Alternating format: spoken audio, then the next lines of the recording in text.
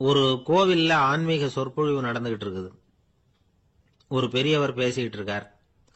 கடவுளை பத்தியும் சொர்க்கத்தை பத்தியும் மனுஷனை பத்தியும் அவர் விவரமா பேசுறார். எல்லாரும் உட்கார்ந்து கேட்கறாங்க. அந்த கூட்டத்துல ஒரு தத்துவ ஞானியும் உட்கார்ந்து இருக்கிறார். அவரு அவருடைய நண்பர். பேசி முடிச்சதும் அந்த பெரியவர் மேடையை விட்டு இறங்கினார். நேரா அந்த தத்துவ ஞானி கிட்ட வந்தார். எப்படி இருந்தது என்னுடைய பேச்சு அப்படின்னு கேட்டார். நீங்க பேசினது ஒண்ணுக்கு ஒண்ணு முரண்பாடா தெரிஞ்சது அப்படின்னாராம் இவரு. நான் என்ன அப்படி தப்பா பேசிவிட்டேன் அப்படின்னாராம் அவரு. கடவுளை நம்புகிறவன் சொர்க்கத்துக்கு போவான்னு சொன்னீங்க, அப்புறம் நல்ல விதமா வாழறவன் சொர்க்கத்துக்கு போவான்னு சொன்னீங்க அப்படின்னாராம். இதுல என்ன முரண்பாடுன்னு கேட்டிருக்காரு அவர். இதுலதான் முரண்பாடு தெரியுது எனக்கு. அதாவது இங்க ஒருத்தன் எல்லா தப்பும் பண்ணிட்டு இருக்கிறான், அவன் கடவுளை நம்பினான்னா அவன் சொர்க்கத்துக்கு போவானா? இது என்னுடைய முதல் கேள்வி. இல்லைன்னா ஒருத்தன் எந்த தப்பும் பண்ணல, ரொம்ப ஒழுங்கா வாழ்ந்துகிட்டு இருக்கிறான், ஆனா அவன் கடவுளை நம்பல, அவன் என்ன நரகத்துக்கு தான் போவானா? கடவுள் நம்பிக்கை உள்ள ஒரு திருடன் என்ன ஆவான், எங்க போவான்? கடவுள் நம்பிக்கையே இல்லாத ஒரு நல்லவன் என்ன ஆவான், எங்க போவான்? ஒருத்தன் இங்க கடவுள் நம்பிக்கையோட வாழறது முக்கியமா அல்லது நல்லவனா வாழறது முக்கியமா? இதுதான் இவர் கேட்ட கேள்வி. இதை கேட்டதும் அந்த பெரியவர் குழம்பி போட்டார். அவர் சொன்னது நியாயம் தானே. கடவுளை நம்புறவன் தான் சொர்க்கத்துக்கு போவான்னா பேசாம கடவுளை நம்பிக்கிட்டு இந்த உலகத்துல எல்லா தப்பும் பண்ணிட்டு இருக்கலாமே. பேச்சாளர் குழப்பத்தோட வீட்டுக்கு போனார். படுத்து தூங்கினாரு. ஒரு கனவு வந்தது. கனவுல அவர் ஒரு ரயில்ல வேகமா போயிட்டு இருக்கிறார். எதிரில் உட்கார்ந்து இருக்கிறவரை பார்த்து நாம இப்ப எங்க போறோம்னு கேட்டார். சொர்க்கத்துக்கு போயிட்டு இருக்கிறோம் அப்படின்னாங்களாம். ரயில் போய் நின்னுது. இவர் இறங்கினார். இங்க கௌதம புத்தர் இருப்பார், சாக்ரட்டிஸ் இருப்பார், அவங்கள பாக்கிறதுக்கு ஒரு நல்ல வாய்ப்பு அப்படின்னு நினைச்சுக்கிட்டே அங்கேயும் இங்கேயும் பார்த்தார். அங்க யாருமே இல்ல. ஒரே பாலைவனம் மாதிரி இருக்குது. பச்சை இல்ல, பசுமை இல்ல, பூக்கள் இல்ல, மரம்லாம் மொட்டையா நிக்குது. எலும்பும் தோலுமா சில முனிவர்கள் அங்கேயும் இங்கேயுமா உட்கார்ந்து இருக்கிறாங்க. இவர் அவங்க கிட்ட போய் இந்த புத்தர், சாக்ரட்டிஸ் இவங்க எல்லாம் எங்க இருக்கிறாங்கன்னு கேட்டாராம். அப்படி யாரும் இங்க இல்லையே, அவங்க எல்லாம் யாரு அப்படின்னு திருப்பி கேட்டிருக்கிறாங்க. இவருக்கு அதிர்ச்சியா போச்சு. அப்படின்னா அவங்க எங்க போயிருப்பாங்க? உடனே ரயில் நிலையத்துக்கு ஓடி வந்தார். அப்பதான் நரகத்துக்கு ஒரு ரயில் புறப்பட்டுக்கிட்டு இருந்தது. அங்க இருந்து அதுல ஏறி உட்கார்ந்தார். ரயில் வேகமா போச்சு. நரகம் நெருங்க நெருங்க காற்று குளிர்ச்சியா வீச ஆரம்பிச்சுதான். வெளியில பசுமையா இருந்துதான். அழகான மலர்கள், அழகான நீர்நிலைகள், நந்தவனங்கள், ரொம்ப அருமையா இருக்குது. ரொம்ப அங்க இருந்தவங்க எல்லாம் ரொம்ப மகிழ்ச்சியா உல்லாசமா வேற இருந்திருக்கிறாங்க. எங்க பார்த்தாலும் ஆடல் பாடல் உற்சாகம். இவர் ரயில விட்டு இறங்கினார். அவருக்கு சந்தேகம், இதுவா நரகம் அப்படின்னு விசாரிச்சிருக்கார். ஆமா, இதுதான் நரகம் நாங்களாம். எனக்கு ஒரு சந்தேகம் இருக்காரு. என்னன்னு கேட்டிருக்காங்க. கௌதம புத்தரும் சாக்ரட்டிஸும் லாவோஸும் இவங்க மாதிரி இன்னும் பல பேரும் கடவுள் நம்பிக்கை இல்லாதவங்க, அவங்க எல்லாம் இங்க இருக்கிறாங்களா அப்படிங்கறது தான் என்னுடைய சந்தேகம் அப்படின்னாரா. இப்ப அவங்க சொல்லியிருக்கிறாங்க, இப்ப நீங்க பாக்குறீங்களே பசுமையும் பச்சை பயிர்களும் ஆடல் பாடல்களும் அழகிய மலர்களும், இது எல்லாமே கௌதம புத்தரும் சாக்ரட்டிஸும் அது மாதிரி மகான்களும் இங்க வர ஆரம்பிச்ச பிறகுதான் உண்டாக ஆரம்பிச்சது. இந்த பிரதேசத்தை அவங்க அப்படியே மாத்திவிட்டாங்க. இப்போலாம் இங்க இருக்கிறவங்க யாரும் சொர்க்கத்துக்கு போறதுக்கே ஆசைப்படுறது இல்ல அப்படின்னாங்களாம். இந்த அதிர்ச்சியிலேயே அந்த பெரியவர் கனவு கலைஞ்சி மூழ்கிட்டார். இதுல இருக்கிற கருத்து என்னன்னா, நல்லவர்கள் எங்க இருக்கிறாங்களோ அந்த இடத்துக்கு பேர் தான் சொர்க்கம். சொர்க்கம் நரகம்ங்கிறதெல்லாம் ஆன்மீக பண்புகள், அவ்வளவுதான். ஒரு ஊர்ல ரெண்டு இணைபிரியாத நண்பர்கள். ஒருத்தன் கேட்டான், இப்ப கடவுள் நம்ம முன்னாடி உங்க ரெண்டு பேர்ல யாராவது ஒருத்தர் மட்டும் என்னோட சொர்க்கத்துக்கு வரலாம் அப்படின்னு கூப்பிட்டா நீ என்ன சொல்லுவேன்னு கேட்டானா. இவன் ரொம்ப பெருந்தன்மையா உன்னையே அழைச்சிட்டு போக சொல்லிடுவேன் அப்படின்னு இருக்கான். அப்படின்னா உனக்கு சொர்க்கம் வேணாமான்னு கேட்டிருக்கான் அவன். நீ என்ன விட்டுட்டு போனாவே அப்புறம் இந்த பூலோகமே எனக்கு சொர்க்கம் தாண்டா அப்படின்னு நானா இவன். இந்த உலகத்துல உண்மையாவே வேதாந்தம் பேசுறவங்களும் உண்டு, உள்ளுக்குள்ள வேற மாதிரி இருந்துகிட்டு வெளியில வேதாந்தம் பேசுறவங்களும் உண்டு. ஒரு ஆள் இருந்தார். அவரு ஒரு கடை வச்சு வியாபாரம் பண்ணிக்கிட்டு இருந்தார். மகா கஞ்சன், யாருக்கும் எந்த உதவியும் செய்ய மாட்டார்.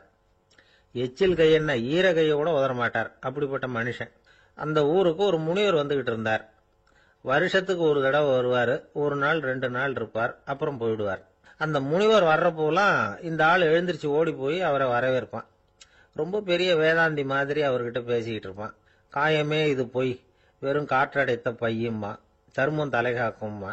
பணம் என்ன சார் பணம், இன்னைக்கு ஒருத்தன் கையில இருக்கும், நாளைக்கு ஒருத்தன் கையில இருக்கும், எல்லாம் மாயம். எனக்கு தான் இன்னமும் இந்த சம்சார பந்தத்திலிருந்து விடுபடுறதுக்கு நேரம் வரலேம்பா.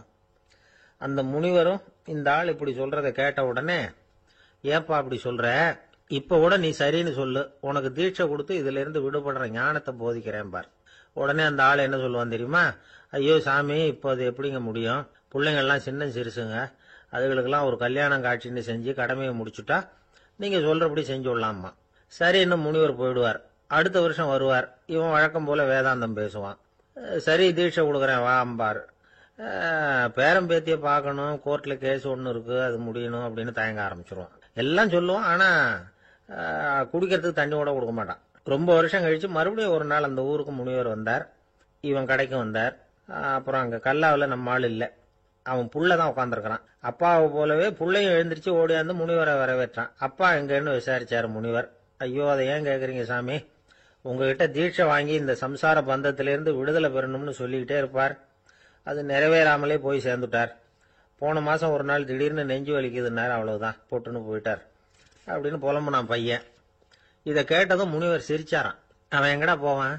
உன் அப்பா எங்கேயும் போகல, இதோ வாழாட்டிக்கிட்டு உன் காலடியிலே இருந்துகிட்டு இருக்கான் பார் அப்படின்னு சொல்லி அங்க நின்றுகிட்டு இருந்த ஒரு நாயை சுட்டி காட்டினாராம். என்ன சாமி சொல்றீங்க அப்படின்னு ஆச்சரியமா கேட்டிருக்கான் பையன். உடனே முனிவர் அந்த நாயோட தலையில ஒரு தட்டு தட்டி பேசுறா அப்படின்னாராம். உடனே அந்த நாய் வேதாந்தம் பேச ஆரம்பிச்சுட்டுதான். காயமே இது போய் வெறும் காற்றடைத்த பைய அப்படின்னு தான். முனிவர் சொன்னார், அடே இப்பவும் ஒன்னும் கெட்டு போகல, நீ விரும்புனா சொல்லு, உனக்கு தீட்சை கொடுத்து என் பின்னாடியே அழைச்சிட்டு போயிடுறேன், அங்க அழைச்சிட்டு போய் உனக்கு ஞானத்தை போதிக்கிறேன், வர்றியா அப்படின்னு கேட்டிருக்காரு. உடனே அந்த நாய் சொல்லிச்சான், ஐயோ அதை ஏன் கேட்குறீங்க சாமி, நான் உண்ணாம தின்னாம ஏராளமான சொத்து சேர்த்து வச்சுட்டேன். என் பிள்ளைங்க அதோட பெருமை தெரியாம ராத்திரி நேரம்லாம் கதவை திறந்து போட்டுட்டு தூங்கிடுவாங்க.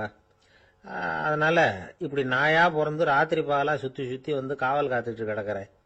இப்ப எப்படி சாமி வர முடியும் அப்படின்னு கேட்டுதான். அறியாமையிலேயே சுகம் கண்டு இப்படி இருக்கிற ஆளுங்களுக்கு எப்படி விடுதலை கிடைக்கும், எப்ப விடுதலை கிடைக்கும் அப்படின்னு கேட்கிறார் தசாவதானி, திருக்குறள் பேர் ராமையா. அவர் கேட்கறது நியாயம் தானே. இந்த காலத்து பையன் ஒருத்தன் அப்பா கிட்ட சொன்னான், அப்பா இன்னைக்கு நான் ₹1 மிச்சப்படுத்தி விட்டேன் அப்படின்னு நானும். அப்படியா, என்னடா பண்ணேன்னு கேட்டிருக்காரு அப்பா. டவுன் பஸ்ல ஏறாம அது பின்னாடியே ஓடியாந்தேன், ₹1 மிச்சம் தானே அப்படின்றான். அட பாவி, ஒரு ஆட்டோ பின்னாடி ஓடியாந்துருந்தா ₹10 மிச்சமாயிருக்குமே, வேஸ்ட் பண்ணிட்டியே அப்படின்னாராம் அந்த அப்பா. பிரிட்டிஷ் ஆட்சி நடந்துகிட்டு இருந்த காலம் 1920களின் கடைசி. அப்போ நடந்த ஒரு உண்மை நிகழ்ச்சி இது. ஒரு கல்யாண மாப்பிள்ளை ரயில்ல இறங்க போறார். அவரை வரவேற்க ஒரு ராஜ குடும்பமே காத்துக்கிட்டு இருக்குது. மங்களூர்ல இருந்து இறங்குற அந்த மாப்பிள்ளை யார் தெரியுமா? ஒரு நாய். உண்மைதான், அந்த நாய்க்கு தான் கல்யாணம். சுதேசி சமஸ்தானத்து மன்னர்கள்ல ஒருத்தர் ஜூனாகட் மகாராஜா, அவரோட வளர்ப்பு நாய் ரோஷனாரா, அதுக்கு கல்யாணம் பண்ணி வைக்கணும்னு ஆசைப்பட்டார். மாப்பிள்ளை தேடினார். மங்களூர் மகாராஜாவோட வளர்ப்பு நாய் ஒன்னு இருந்தது, பேரு பாபி. இது ரெண்டுக்கும் கல்யாணம் நடத்த முடிவு பண்ணார். திருமணத்துக்கு வேண்டிய எல்லா ஏற்பாடுகளையும் பண்ணுங்க அப்படின்னு உத்தரவு போட்டார். ஆயிரக்கணக்கான அழைப்புதழ்கள், பல சமஸ்தான மன்னர்கள், ஜமீன்தார்கள், பிரிட்டிஷ் அதிகாரிகள், பெரிய பணக்காரங்க, இப்படி நிறைய பேருக்கு அழைப்புதழ்கள் அனுப்பி வச்சாங்க. பத்திரிகையை பார்த்தவங்க எல்லாம் திகைச்சு போயிட்டாங்களாம். இருந்தாலும் என்ன பண்றது, ராஜாவே அழைக்கிறார், போகாம இருக்க முடியுமா? அந்த சமயத்துல நாட்டின் கவர்னர் ஜெனரலா இருந்தவர் இர்வின் பிரபு, அவருக்கும் ஒரு பத்திரிகை போயிருக்குது. வாங்கி பார்த்ததும் அவருக்கு பயங்கர எரிச்சல். உடனே குப்பை தொட்டியில போட்டுட்டாராம். மாட்சிமை தங்கிய பிரிட்டன் சக்கரவர்த்தியின் பிரதிநிதியான தன்னை கேவலம் ஒரு நாயின் திருமணத்துக்காக அழைக்கிறதா அப்படின்னு அவருக்கு ஆத்திரம். இருந்தாலும் கல்யாணம் பிரமாதமா நடந்துதான். கல்யாணத்தன்னைக்கு பொண்ணுக்கு ஸ்பெஷல் குளியல், தண்ணீருக்கு பதிலாக வாசனை திரவியங்கள், பன்னீர், குளிச்சதுக்கு அப்புறம் அலங்காரம், வைர மாலை, முத்து மாலை, ஏகப்பட்ட அலங்காரம். மாப்பிள்ளையை அழைக்கிறதுக்கு ரயில்வே ஸ்டேஷன்ல ராஜ குடும்பமே காத்துக்கிட்டு இருக்குது. அவங்களோட வளர்ப்பு நாய்கள் 250. அத்தனை நாய்களுக்கும் பட்டு துணி போத்தி இருக்குது, முத்து வடங்கள் அணிவிச்சிருக்கிறாங்க. எல்லாம் ராஜ நாய்கள். அதுகளையும் வீதியில நடக்க விடலையாம். அதுகளை சுமந்துகிட்டு போக அலங்கரிக்கப்பட்ட யானைகள் காத்துக்கிட்டு இருக்குதாம். மாப்பிள்ளைக்கு வரவேற்பு எப்படி தெரியுமா? அது நடந்து வர்ற பாதை பூரா ரத்தன கம்பளம் விரிச்சிருக்குது. 2 பக்கமும் ராஜாங்க அதிகாரிகள் கைகட்டி நிக்கிறாங்க. அரசு படை வீரர்கள் அணிவகுப்பு மரியாதை செலுத்துறாங்க. அந்த நாய் ராஜ மரியாதையோட நடந்து வருது, நகையெல்லாம் போட்டுக்கிட்டு வருது. திருமண மண்டபத்துக்கு சேருது. அங்க கல்யாணம் அமோகமா நடக்குது. இந்த திருமணத்தை முன்னிட்டு அந்த ஜூனாகட் சமஸ்தானத்துக்கு 3 நாள் விடுமுறை வேற. கல்யாணத்துக்கு வந்திருந்தவங்களுக்கெல்லாம் ஏக தடபுடலா விருந்து, நாட்டியம் எல்லாம் பிரமாதமா நடந்துதான். இந்த கல்யாணத்துல கலந்துக்க வந்திருந்த மற்ற சமஸ்தானத்து மன்னர்கள், திவான்கள், அரச குடும்பத்தினர், இப்படி அவங்க 700 பேராம். அவங்க வந்து போறதுக்காக விசேஷ ரயில்கள்லாம் வேற விட்டுருக்காங்க. கல்யாணம் முடிஞ்சதும் அந்த நாய் தம்பதிகளோட பெரிய பெரிய மன்னர்கள்லாம் ஒன்னா உட்காந்து சாப்பிட்டாங்களாம். ஏர் கண்டிஷன் அறையில அந்த தம்பதிகள் கொஞ்ச காலம் வாழ்ந்திருக்கிறாங்க. கொஞ்ச நாள்ல மாப்பிள்ளைக்கு மரியாதை குறைய ஆரம்பிச்சுட்டுது. வெளியில துரத்தி விட்டாங்களாம். அந்த பெண் நாய் மட்டும் ராஜ போகங்களை அனுபவிச்சு வந்துதான். இந்த கல்யாணத்தை பார்த்துட்டு தொடர்ந்து மற்ற சமஸ்தானத்து மன்னர்களும் நாய் திருமணங்கள் நடத்த ஆரம்பிச்சுட்டாங்களாம். இது உண்மையில நடந்திருக்குது. இப்படி அது இருக்கட்டும். இப்ப நம்ம கதைக்கு வருவோம். ஒரு ராஜாவுக்கு ரொம்ப நாள் கழிச்சு ஒரு குழந்தை பிறந்துதான். அரண்மனை ஜோசியரை கூப்பிட்டுருக்கார் ராஜா. ஜோசியரே, என் மகன் வருங்காலத்துல சிறந்த வாழ் வீரனா வரணும்னு ஆசைப்படுறேன். வருவானாங்கிறத கொஞ்சம் பார்த்து சொல்லுங்களேன் அப்படின்னாராம். ஜோசியர் சொன்னார், மன்னா, உங்க புள்ள வாழ் வீரனா வர்றது கஷ்டம். ஆனா அவரும் உங்களை மாதிரியே நாய்க்குட்டிகள் பேர்ல பிரியமா இருப்பார். அதுகளுக்கு கல்யாணமும் பண்ணி வைப்பார் அப்படின்னாராம். அது எப்படி கண்டுபிடிச்சிங்க அப்படின்னு கேட்டிருக்கார் ராஜா. அரசே, உங்க பிள்ளைக்கு வாழ் மேல உள்ள பிரியத்தை காட்டிலும் நாய் மேல உள்ள பிரியம் அதிகம்ங்கிறதுக்கான அறிகுறி இப்பவே தெரியுது. நல்லா கவனிச்சு பாருங்க. அவரு வாழ்ன்னு கத்துறாரு அப்படின்னாரு. கவனிச்சு பார்த்துட்டு அப்படி எனக்கு காதுல விழலையே அப்படின்னாராம் மன்னர். அதனாலதான் சொன்னேன், அவர் கத்துறது வாழ்ன்னு கத்தல, வள்ளுன்னு கத்திக்கிட்டு இருக்கார். அதனாலதான் அப்படி சொன்னேன் அப்படின்னாராம் அரண்மனை ஜோசியர். கொஞ்சம் தூரத்துல நாம நிக்கிறோம். எட்டத்துல இருந்துகிட்டு அவரை கவனிக்கிறோம். அவர் போன்ல பேசுறத. அவர் பேசுகிற வார்த்தைகள் என்ன அப்படிங்கறது நம்ம காதுல விழல. ஆனாலும் அவர் பேசிக்கிட்டு இருக்கிறது நல்ல செய்தியா கெட்ட செய்தியா அப்படிங்கறத நம்மால யூகிக்க முடியும். மகிழ்ச்சியான செய்தியை பேசும்போது முகம் மலருது, புன்னகை பூக்குது. இதுல ஒண்ணு நீங்க கவனிக்கணும். தொலைபேசியில நாம பேசுறப்போ நம்மோட பேசுறவர் எதிரில் இல்ல. அவர் தொலைபேசி வழியா நம்ம குரலை மட்டும்தான் கேட்க போறார். நம்ம முகத்தை அவர் பார்க்க போறது இல்ல. அப்படி இருந்தும் அப்ப நம்ம முகம் ஏன் மலரணும் அப்படின்னா இதுதான் உடல் மொழி, பாடி லாங்குவேஜ் அப்படின்னு சொல்றாங்க. நம்ம அறியாமலேயே நம்ம உடம்பு செய்திகளை தெரிவிக்குது பாருங்க, அதுதான் உடல் மொழி. ஒரு மனிதர் தொலைபேசியில பேசிக்கிட்டு இருக்கிறத நீங்க தூரத்துல இருந்து கவனிச்சுக்கிட்டே அவர் நண்பரோட பேசுறாரா, மனைவியோட பேசுறாரா, குழந்தையோட பேசுறாரா, இல்ல மேல் அதிகாரி கிட்ட பேசுறாரா, அல்லது அவருக்கு கீழே பணிபுரிகிறவர்கள் கிட்ட பேசுறாரா அப்படிங்கறத கண்டுபிடிக்கலாம். அதுக்கு காரணம் அவருடைய உடல் மொழி. இந்த உடல் மொழி கூட நம்ம வாழ்க்கையின் முன்னேற்றத்துக்கு பயன்படும். இத பத்தியெல்லாம் கூட சில நிபுணர்கள் ஆராய்ச்சி பண்ணி பார்த்திருக்கிறாங்க. அவங்க சில விவரங்களை சொல்றாங்க. குறிப்பா ஒருத்தர் தன்னுடைய நாற்காலியில கிட்டத்தட்ட படுத்துக்காத குறையா உட்கார்ந்துருக்கிறாருன்னு வச்சுங்க. எதிர இருக்கிறவர் பேசுறது அவருக்கு பிடிக்கலன்னு அர்த்தமா. தலையை சொரிஞ்சுக்கிறது, வேற வேற திசைகள்ல பாக்குறது, கொட்டாவி விடுறது, கால்களை மாத்தி போட்டு உட்கார்றது, களைப்பா கை விரல்களை அப்படியே பின்னிக்கிறது, அடிக்கடி கடிகாரத்தை பாக்குறது, இப்படிலாம் ஒருத்தர் பண்ணிட்டு இருக்கிறாருன்னா நாம கூடிய சீக்கிரம் அந்த இடத்த விட்டு எழுந்திரிச்சு வந்துடுறது நல்லது. ஏன்னா இதெல்லாம் அவருடைய சலிப்பு, சோர்வு, ஆர்வமின்மை இதுக்கு அடையாளங்கள். நம்முடைய பேச்சு அவரை சலிப்படைய வச்சுட்டதுன்னு அர்த்தம். அவர் ரொம்பவும் சோர்ந்து போயிட்டாருன்னு பொருள். நம்முடைய பேச்சில் அவருக்கு ஆர்வம் இல்லைன்னு அர்த்தம். அதே நேரத்தில் நாற்காலியின் நுனியில அமர்ந்து உடலை முன்னுக்கு நகர்த்தி எதிர இருக்கிறவரின் கண்களை பார்த்துக்கிட்டே பேசினாலும் சரி அல்லது பேச்சை கேட்டாலும் சரி, உங்க பேர்ல மற்றவங்களுக்கு உள்ள பிடிப்பு அதிகரிக்கும். நாம எப்படிப்பட்டவர்ங்கிறத நம்ம உடம்பும் நடை உடை பாவனையும் அடுத்தவங்களுக்கு காட்டி கொடுத்துரும். உங்க உடம்பு, உங்க பார்வை, நடை, உட்கார்ற விதம், இதை வச்சுக்கிட்டே நீங்க பொறுப்புள்ளவரா, முரடரா, அலட்சியமானவரா, மரியாதை தெரிஞ்சவரா, அடக்கமானவரா, நம்பிக்கைக்கு உரியவரா, நாணயம் இல்லாதவரா, பயந்தவரா, திறமசாலியா, அப்பாவியா அப்படிங்கறதெல்லாம் கண்டுபிடிச்சிடலாம். அதனால இந்த உடல் மொழியை புரிஞ்சுக்கிட்டு நம்மளை கொஞ்சம் சரிப்படுத்திக்கிட்டோம்னா வாழ்க்கையில சுலபமா பல காரியங்களை சாதிக்க முடியும். ஒரு மனநல மருத்துவமனை. அங்க ஒருத்தர் ஒரு நாற்காலியில உட்காந்துக்கிட்டு கார் ஓட்டுறது மாதிரி அப்படி பாவனை பண்ணிட்டு இருந்தார். ஸ்டேரிங்கை திருப்புறது மாதிரி, பின்னாடி வர்ற வண்டியை நிக்க சொல்றது மாதிரி, அப்புறம் இவரு ஒதுங்கிக்கிட்டு அவருக்கு வழி விடுறது மாதிரி, இப்படிலாம் சேட்டைகள் பண்ணிக்கிட்டு இருந்தார் மனநல மருத்துவமனையில. இத பார்த்துக்கிட்டு இருந்த ஒருத்தர் பக்கத்துல இருந்த இன்னொருத்தர்கிட்ட கேட்டார், இவர் ஏன் இப்படி பண்றாரு, இவருக்கு ஏன் அப்படி வந்தது நிலைமை அப்படின்னு சொல்லி அவர் விசாரிச்சார். அப்ப அவர் விவரம் சொன்னார். வேற ஒண்ணும் இல்லைங்க, இவருக்கு கார் ஓட்டணும்னு ஆசை ரொம்ப காலமா, அது நிறைவேறாம போயிட்டுது. அதுக்கப்புறம் அவர் மனநோயாளியா மாறிட்டார். இங்க அழைச்சிட்டு வந்தாங்க. இங்க அழைச்சிட்டு வந்ததுல இருந்து அப்படிதான் பண்ணிட்டு இருக்கிறார். அவ கார் ஓட்டுறது மாதிரிலாம் பாவனை பண்ணிட்டு இருப்பார், திருப்புறது மாதிரி பண்ணுவார், பின்னாடி வர்றவங்களுக்கு இடம் விடுவார், இப்படிலாம் செய்யறார் அப்படின்னு விவரம் சொன்னாங்க. நீங்க சொல்லப்படாதா, இப்ப நீங்க கார் ஓட்டல, வெறும் நாற்காலியில தான் உட்கார்ந்து இருக்கிறீங்க அப்படின்னு நீங்க சொல்லப்படாதா அவருக்கு அப்படின்னு கேட்டாங்க. அது முடியாதுங்க, ஏன்னா அந்த காரை கழுவுறதுக்காக அவர் தினமும் எனக்கு 10 ரூபா கொடுத்துக்கிட்டு இருக்கிறார் அப்படின்னாராம் அங்க வேலை செஞ்சுக்கிட்டு இருந்த ஒருத்தர். அதனால வாழ்க்கையில நாம இந்த உடல் மொழியை புரிஞ்சுக்கணும். உடல் மொழிங்கிறது இப்ப ஆரம்பத்துல சொன்னது மாதிரி அந்த தொலைபேசியில பேசுறவங்கள தூரத்தில இருந்து பார்த்தாவே அவர் யாருகிட்ட பேசுறாரு என்ன பேசுறாருன்னு தெரியும். நம்ம முகத்தை நல்லா வச்சுக்கணும். உடல் மொழிய நம்ம புரிஞ்சுக்கிட்டு பயன்படுத்த ஆரம்பிச்சோம்னா எந்த முயற்சி பண்ணினாலும் அதுல வெற்றி நிச்சயம். ஒரு பூங்கா, அங்க ஒருத்தர் நின்றுட்டு இருக்கிறார். நின்றுகிட்டே ஏதோ ஆழ்ந்த யோசனையில இருக்கிறார். அந்த பக்கமா இன்னொருத்தர் வந்தார். இவரை கவனிச்சார். என்ன யோசனைன்னு கேட்டார். எப்படி எழுந்திருக்கிறதுன்னு யோசனை பண்ணிட்டு இருக்கிறேன்னாரு அவர். கேட்டவருக்கு ஒரு மாதிரி ஆயிட்டது.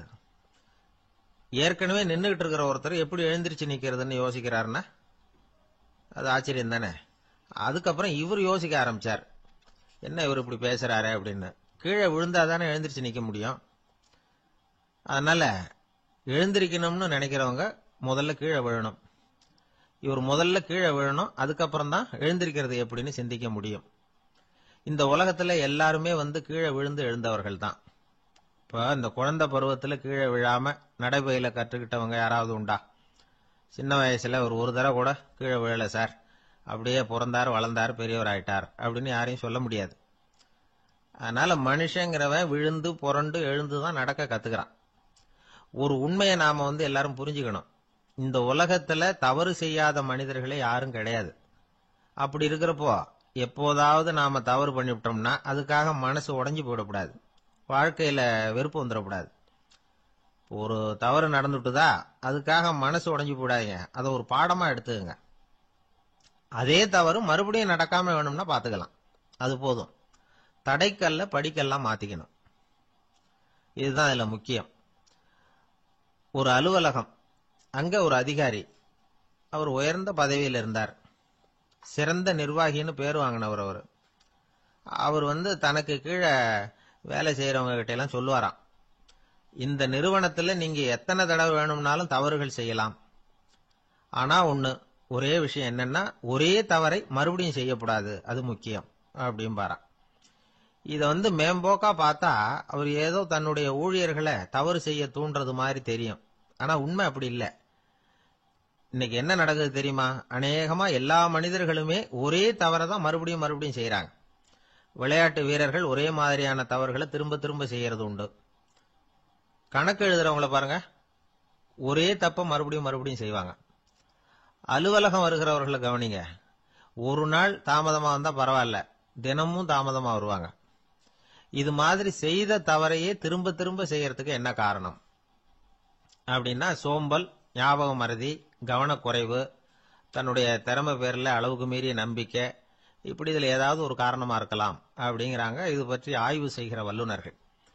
ஒரு தடவை செஞ்ச தவிர மறுபடியும் செய்யறது இல்லைன்னு முடிவு செஞ்சுக்கிட்டு அதை செயல்படுத்த கத்துக்கணும், அது போதும், வாழ்க்கை வெற்றிகரமா அமையும் அப்படிங்கிறாங்க அந்த அனுபவசாலிகள். அதனால வெற்றிகரமா வாழ்க்கையில நடைபோட விரும்பும் இளைஞர்கள் தவிர்க்க வேண்டியது என்னன்னா, முதல்ல சோம்பலை தவிருங்கள், சுறுசுறுப்பாக இயங்குங்கள் அப்படிங்கறது அவங்க அறிவுரை. ரெண்டாவது ஞாபக மறதி, எந்த செயல்லையும் ஈடுபாடு வேணும், அக்கறை வேணும். மூணாவது கவனக்குறைவு, எதையும் அலட்சியப்படுத்தக்கூடாது. நாலாவது என்னால முடியாதது எதுவுமே கிடையாது அப்படிங்கிற அளவுக்கு மீறிய நம்பிக்கை, அது ஆபத்துல கொண்டு போய் விட்டுரும். அதனால முதல் தவறு உங்களுக்கு ஒரு பாடமா அமையணும். ஒரு மனிதர், அவர் தன்னுடைய 2 காதுலையும் கட்டு போட்டுக்கிட்டு வந்தார். அவருடைய நண்பர் அதை கவனிச்சுட்டார். என்ன சார் ஆச்சு, 2 காதுலையும் கட்டு போட்டுருக்கீங்களே அப்படின்னு விசாரிச்சார். ஒண்ணுமில்ல சார், வீட்டுல ரொம்ப ஆர்வமா டிவியில கிரிக்கெட் மேட்ச் பார்த்துக்கிட்டு இருந்தேன். அப்போ என்னுடைய மனைவி துணிகளுக்கு அயன் பண்ணிட்டு இருந்தாங்க.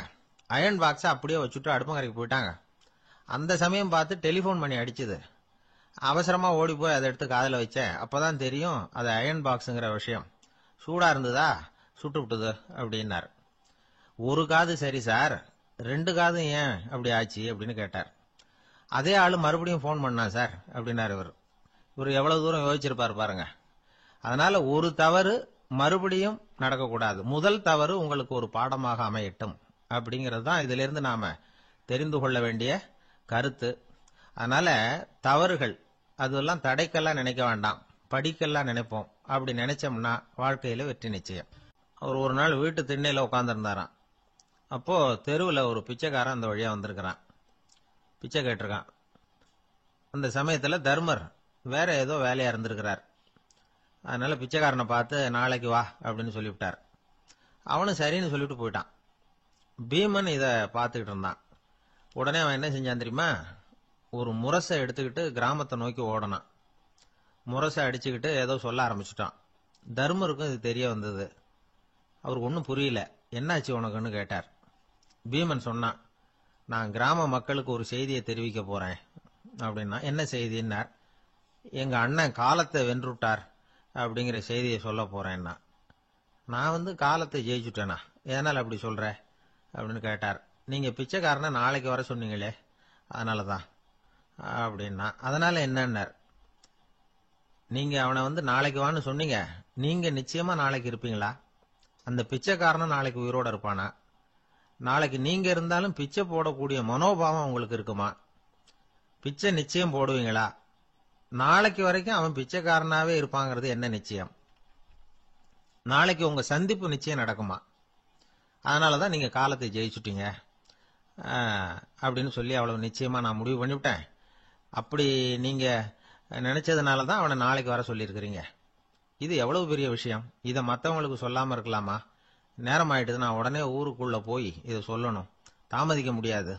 ஏன்னா இந்த நேரம் கடந்துட்டுதுன்னா அடுத்த நாழிகை எனக்கு கிடைக்கும்ங்கிறது நிச்சயம் இல்லை அப்படின்னு பீமன் சொல்லி முடிச்சுட்டு புறப்படுறதுக்கு தயாரானான்.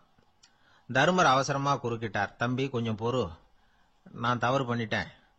பரிபூர்ண சுதந்திரம் பெற்ற மனிதன் தான் அப்படி பேச முடியும், அப்படி வாக்குறுதி தர முடியும். அந்த பிச்சைக்காரனை இப்பவே கூப்பிடு, ஏதாவது உடனே கொடுத்து அனுப்பி வச்சு விடுறேன்.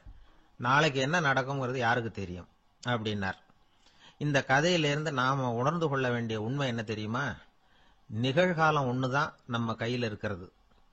அதை தவற விடாமல் சரியா பயன்படுத்திக்கணும். கடந்த காலம்ங்கிறது திரும்பி வர போறதில்ல. எதிர்காலம்ங்கிறது இப்ப நம்ம கிட்ட கிடையாது. அதனால நிகழ்காலத்தை தான் நாம பயன்படுத்திக்க முடியும்.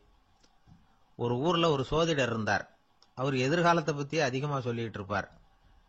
அவருடைய சோதிடத்தை எப்படியாவது பொய்யாக்கி போடணும் அப்படின்னு சொல்லி 2 இளைஞர்கள் தீர்மானம் பண்ணிட்டாங்க. அதுக்காக ஒரு திட்டம் போட்டாங்க. அது குளிர்காலம். ஒரு இளைஞன் பெரிய கோட்டு ஒண்ணு சட்டைக்கு மேல போட்டுக்கிட்டான். அந்த மேல் கோட்டுக்கு உள்ள ஒரு புறாவை மறைச்சு வச்சுக்கிட்டான். 2 பேரும் அந்த சோதிடர் வீட்டுக்கு போறாங்க. அவரை பார்த்தாங்க. இத பாருங்க, இந்த கோட்டுக்குள்ள ஒரு புறாவை மறைச்சு வச்சிருக்கிறோம். அந்த புறா இப்ப உயிரோட இருக்கா, இறந்து போச்சா, இத நீங்க சொல்லணும். சரியா சொல்லிவிட்டா உங்க ஜோசியத்தை நம்புறோம் அப்படின்னாங்க. இவங்க மனசுக்குள்ள என்ன திட்டம்னா, புறா உயிரோட இருக்குன்னு அவர் சொல்லிவிட்டாருன்னா அப்படியே கையால் அமைக்க அதை கொண்டுட வேண்டியது. புறா உயிரோட இல்லைன்னு சொல்லிவிட்டாருன்னா அப்படியே உயிரோட எடுத்து காட்டிவிட வேண்டியது. இதுதான் அந்த இளைஞர்களோட திட்டம். அவர் என்ன பதில் சொன்னாலும் அவர் சொல்றது பொய்ன்னு நிரூபணம் பண்ணிவிடலாம்ல. இதுதான் அவங்க நம்பிக்கை. இந்த சோதிடர் எல்லா வகையிலையும் தப்பிக்க முடியாதுன்னு அவங்க நம்பினாங்க. ஆனா அந்த சோதிடர் சொன்ன பதில் இவங்களை திகைக்க வச்சுட்டுது. அவர் என்ன சொன்னார் தெரியுமா? உங்க கோட்டுக்குள்ள இருக்கிற புறா உயிரோட இருக்கா செத்து போச்சா அப்படின்னு தானே கேக்குறீங்க. அது உங்க கையில இருக்கு. அது சாகவும் இல்லை, உயிரோடவும் இல்லை. அந்த பறவையின் வாழ்வும் சாவும் உங்க கையில தான் இருக்குன்னார். இவங்க தோல்வியை ஒத்துக்கிட்டாங்க. இந்த கதையை நமக்கு ஒரு உண்மையை உணர்த்துது. இன்றைய இளைஞர்கள் எதிர்காலம்ங்கிற பறவையை தங்களுக்குள்ள வச்சிருக்கிறாங்க. அந்த பறவையின் வாழ்வும் தாழ்வும் அவங்க கையில தான் இருக்கு. நமது வாழ்க்கைங்கிறது நமது கையில. நாம நல்லா இருக்கிறதும் இல்லாம போறதும் நாம தான் காரணம். ஒரு மருத்துவமனை படுக்கையில கிடந்த நோயாளி சொன்னார், டாக்டர் என்னோட வாழ்வும் சாவும் உங்க கையில தான் இருக்கு, ஏன்னா இப்ப எனக்கு ஆபரேஷன் பண்ண போறது நீங்க அப்படின்னாரு. பயப்படாதீங்க, எல்லாம் நாங்க பாத்துக்கிறோம்னாரு டாக்டர். அதுக்கு இல்ல டாக்டர், நான் இது வரைக்கும் ஆஸ்பத்திரி பக்கமே வைத்தியத்துக்குன்னு வந்ததில்லை, இதுதான் எனக்கு முதல் ஆபரேஷன், அதுதான் பயமா இருக்குன்னார் நோயாளி. டாக்டர் சொன்னார், எனக்கும் இதுதான் முதல் ஆபரேஷன், அதுக்காக நான் என்ன பயப்படுறேன்னா பாருங்க, தைரியமா இருங்கன்னார். அதனால நம்ம வாழ்க்கையை நாம தான் தீர்மானிக்கணும். அப்படி அதை தீர்மானிக்கிற பக்குவம் நமக்கு வந்துட்டதுன்னா வாழ்க்கையில வெற்றி நிச்சயம்.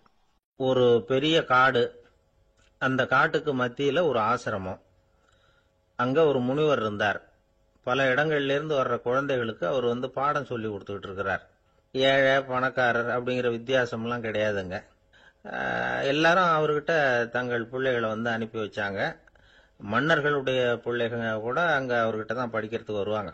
ஆனா அந்த முனிவரை பொறுத்த வரைக்கும் எல்லா பிள்ளைங்களும் ஒண்ணுதான்.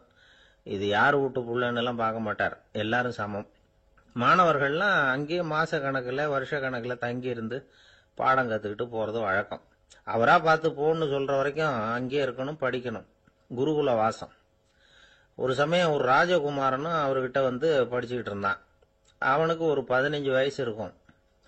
சில வருஷம் கழிச்சு அந்த முனிவர் தன்கிட்ட இருக்கிற மாணவர்களுக்கெல்லாம் பரீட்சை வச்சார். அவங்களுடைய அறிவு முதிர்ச்சியை கணிக்கிறதுக்காக பல சோதனைகள்லாம் வச்சார். ஒவ்வொருத்தரா பார்த்து, இனிமே நீங்க உங்க வீட்டுக்கு போகலாம் அப்படின்னு சொல்லி அனுப்பி வச்சுக்கிட்டு இருக்கிறார். எல்லாரும் போயிட்டாங்க. கடைசியா மிஞ்சி இருந்தது ஒரே ஒரு மாணவன். அவனை மட்டும் வீட்டுக்கு அனுப்பல. யார் அந்த பையன் தெரியுமா? அவன்தான் அந்த ராஜகுமாரன். ராஜகுமாரனுடைய தந்தைக்கு, அதுதான் அந்த ராஜாவுக்கு, அங்க வயசு ஏறிக்கிட்டே போகுது. என்ன இது, படிக்க போன பையன் இன்னும் திரும்பி வரலையே அப்படின்னு நினைச்சார். வந்துட்டா சீக்கிரமா அவனுக்கு பட்டம் கட்டி விட்டு நாம விலகிக்கலாமே அப்படின்னு நினைச்சாரு. கல்யாணம் வேற பண்ணி பார்க்கணும் பையனுக்கு. ஆனா பையன் வர்ற வழியை காணும். ராஜா பார்த்தார். சரி, நேர்லயே போய் என்னன்னு தெரிஞ்சிட்டு வந்துருவோம் அப்படின்னு காட்டுக்கு புறப்பட்டார். அங்க போய் முனிவரை பார்த்தார். முனிவர் இவரை அன்பா வரவேற்று உட்கார வச்சார். அதுக்கப்புறம் ராஜா மெதுவா, எல்லாரையும் வீட்டுக்கு அனுப்பி வச்சுட்டீங்களாமே, ஏன் புள்ளைய மட்டும் அப்படின்னு சொல்லி மெதுவா இழுத்தார். முனிவர் இதுக்கு உடனே பதில் சொல்லல. ராஜாவை கூப்பிட்டுட்டு போய் விருந்தினர் குடிசையில தங்க வச்சார். அதுக்கப்புறம் சொன்னார், உங்க மகன் எல்லா பாடங்கள்லயும் முதல் இடம் வாங்கியிருக்கான். இப்படி முதலாவதா வர்ற மாணவனுக்கு நாங்க இன்னொரு தேர்வு வைக்கிறது வழக்கம். அதுலயும் அவன் முதலாவதா வந்துட்டான்னா அவன் ஒரு பெரிய வித்வான் அப்படிங்கிற கௌரவத்தை அடைஞ்சிருவான் அப்படின்னார். அதாவது முனிவர் அப்படி சொல்றார். அப்படி சொல்லிவிட்டு போயிட்டார் அவரு. ராஜா அங்கேயே தங்கிட்டார். ராத்திரி படுத்து தூங்கினார். காலையில எழுந்திருச்சு அந்த குடிசைக்கு வெளியில வந்தார் பல்லு விளக்கறதுக்காக. அந்த சமயத்துல தூரத்துல ஒருத்தன் ஒரு கையில கோடாலிய வச்சுக்கிட்டு தலையில ஒரு பெரிய விறகு கட்டை சுமந்துக்கிட்டு வந்துகிட்டு இருக்கிறது மாதிரி தெரிஞ்சது. யாராவது விறகு வெட்டியா இருக்கும் அப்படின்னு நினைச்சார் ராஜா. கிட்ட வந்ததும் உத்து பாக்குறாரு. பார்த்தா அது தன்னோட புள்ள. திகைச்சு போயிட்டார். என்ன இது, ஒரு ராஜகுமாரனை கூட இது மாதிரி வேலையெல்லாம் செய்ய சொல்றாங்களே அப்படின்னு நினைச்சார். ராஜகுமாரன் விறகு கட்டை கொண்டுகிட்டு போய் கொல்லை பக்கம் வச்சான். அந்த சமயம் முனிவர் அங்க வந்தார். என்ன மகனே, விறகு வெட்டிட்டு வந்துட்டியா? சரி, இப்போ ஒரு துடைப்பத்தை எடுத்துக்கோ, விருந்தினர் குடிசையின் வாசல் பக்கத்தை கூட்டி பெருக்கி சுத்தம் பண்ணு போ அப்படின்னார். அப்படியே செய்யறேன் குருவே அப்படின்னு சொல்லிவிட்டு போனான். சுத்தம் பண்ண ஆரம்பிச்சுட்டான். ராஜா பார்த்தார் இத. உடனே ஓடியாந்தார். மகனே, என்ன காரியம் பண்ற? துடப்பத்தை கீழே போடுனார். இப்ப அந்த ராஜகுமாரன் சொல்றான், தந்தையே, இது என்னுடைய குருதேவரோட உத்தரவு. இங்க நான் ஒரு மாணவன். இங்க அரசனும் ஒண்ணுதான், ஆண்டியும் ஒண்ணுதான். குருதேவர் சொல்றத மறுக்காம செய்யறது தான் எங்க கடமை அப்படின்னா. இந்த சமயம் முனிவர் அங்க வந்தார். இவனை முதுகுல தட்டி கொடுத்தார். அப்புறம் ராஜா கிட்ட சொன்னார், அரசே, உங்க புள்ள எங்க கடைசி தேர்வுலையும் வெற்றி பெற்றுட்டான். பணிவுதான் மாணவர்களின் மிக உயர்ந்த குணம். குருநாதர் சொல்றது மனசுக்கு பிடிக்கலன்னா கூட மறுக்காம செய்யணும். அப்படி செய்யறதுனால எதை செய்யலாம் எதை செய்யக்கூடாது அப்படிங்கிற விவேகம் அவங்களுக்கு வந்துடும். செய்யக்கூடாதத கூட பெரியவங்க சொல்லிவிட்டா செஞ்சுதான் ஆகணும் அப்படிங்கிற பணிவு அவங்களுக்கு வந்துடும். இந்த குணம் வந்துட்டுதுன்னா அவங்க எத்தனை கடினமான வேலையா இருந்தா கூட ரொம்ப சுலபமா செஞ்சு முடிச்சிருவாங்க. தூக்கத்திலேயும் அப்புறம் துக்கத்திலேயும் தோண்டு போட மாட்டாங்க. இந்த பணிவும் விவேகமும் அவங்க கிட்ட மன உறுதியை ஏற்படுத்தும். அந்த உறுதி உங்க பையனுக்கு வந்தாச்சு. இனிமே அவனை நீங்க அழைச்சிட்டு போகலாம். அவன் நிச்சயமா பேரும் புகழும் பெறுவான் அப்படின்னாரு. ராஜா அவரை பார்த்து, குருதேவா, புரிஞ்சுக்கிட்டேன், என்ன மன்னிக்கணும் அப்படின்னாரு. அதுக்கப்புறம் மகனை அழைச்சிக்கிட்டு நாட்டுக்கு திரும்பி வந்துட்டார். இந்த கதைய இன்று ஒரு தகவல்ல சொல்லுங்க சார், உங்க நிகழ்ச்சியில சொல்லுங்க சார் அப்படின்னு சொல்லி மாணவர்கள் கேட்டா பணிவா இருக்கிறது எப்படி அப்படிங்கறத புரிஞ்சுக்குவாங்க அப்படின்னு சொன்னார் ஒருத்தர். சரி சொல்லுவோம், அதுக்கு முன்னாடி நேர்லயே ஒரு பையன்கிட்ட சொல்லி பார்க்கலாமே அப்படின்னு தோணுச்சு. உடனே ஒரு பையனை கூப்பிட்டோம். ஏன்பா உங்க வாத்தியார் உனக்கு இது மாதிரி ஒரு பரீட்சை வச்சா என்ன பண்ணுவேன் அப்படின்னு கேட்டோம். நானும் அப்படிதான் சார் நடந்துக்குவேன், விறகு வெட்டுவேன், தொடப்பத்தினால கூட்டி சுத்தம் பண்ணுவேன், உடனே செஞ்சு முடிச்சிருவேன் சார் அப்படின்னா. பலே பரவாயில்லையே அப்படின்னோம். ஆமா சார், அப்படி செஞ்சாதானே வீட்டுக்கு அனுப்புவார், இல்லைன்னா இன்னொரு வருஷம் இங்கே இருந்து படின்னு சொல்லி விடுவாரு, அதனால அப்படி செய்வேன் அப்படிங்கிறான் அந்த பையன். குருகுல வாசம் செஞ்சு படிக்கணும். ஆசிரியருங்கிறவர் ஆசிரமத்தில் இருப்பார். அங்க போய் அவருக்கு தொண்டுகள் செய்யணும், துணிகள்லாம் துவைச்சி போடணும், தூங்கும்போது காலை பிடிச்சி விடணும், புழுக்கமா இருந்தா விசிறி மட்டை எடுத்து விசிறணும். அப்படியே அப்பப்ப அவர் சொல்லிக் கொடுக்குற பாடத்தையும் கத்துக்கணும். அவர் சொல்லிக் கொடுக்குற பாடங்களை ஓலைச்சுவடிகள்ல எழுதிக்கணும். இதுதான் குருகுல வாசம்ங்கிறது. இப்ப மாதிரிலாம் கிடையாது. ஆக குருகுல வாசம்ங்கிறது மனசையும் பண்படுத்தும், அறிவையும் பண்படுத்தும். அப்படி ஒரு பயிற்சி அது. அந்த காலத்துல பஞ்சபாண்டவர்கள் ஒரு குருகுலத்துல படிக்க போனாங்களாம். ஏற்கனவே அங்க ஒரு 15 பேர் இருந்திருக்கிறாங்க. இவங்களையும் சேர்த்து மொத்தம் 20 பேர். எல்லாரும் ரொம்ப ஆர்வத்தோட அங்க தங்கி படிச்சுக்கிட்டு இருக்கிறாங்க. 2 வருஷம் ஓடி போச்சு. எல்லாரும் ஊருக்கு திரும்ப வேண்டிய நேரம். ஆசிரியர் ஒவ்வொருத்தரா கூப்பிட்டார். இது வரைக்கும் என்ன கத்துக்கிட்ட அப்படின்னு கேட்டார். அவங்க தாங்கள் எழுதி வச்சிருந்ததை சொன்னாங்க, கத்துக்கிட்டதை சொன்னாங்க. அங்க படிக்க வந்தவங்க எல்லாருமே புத்திசாலிகள். அது மட்டும் இல்ல, பல பேர் அரச குடும்பத்தை சேர்ந்தவங்க, இளவரசர்களாக வேற இருக்கிறவங்க. அதனால அவங்க கிட்ட அபாரமான கல்வி அறிவை எதிர்பார்த்தார். ஒருத்தன் வந்தான், தான் எழுதி வச்சிருந்த சரித்திர பாடம் பூராவையும் படிச்சு காட்டினான். இன்னொருத்தன் வந்தான், தான் எழுதி வச்சிருந்த பூகோள பாடம் பூராவையும் படிச்சு காட்டினான்.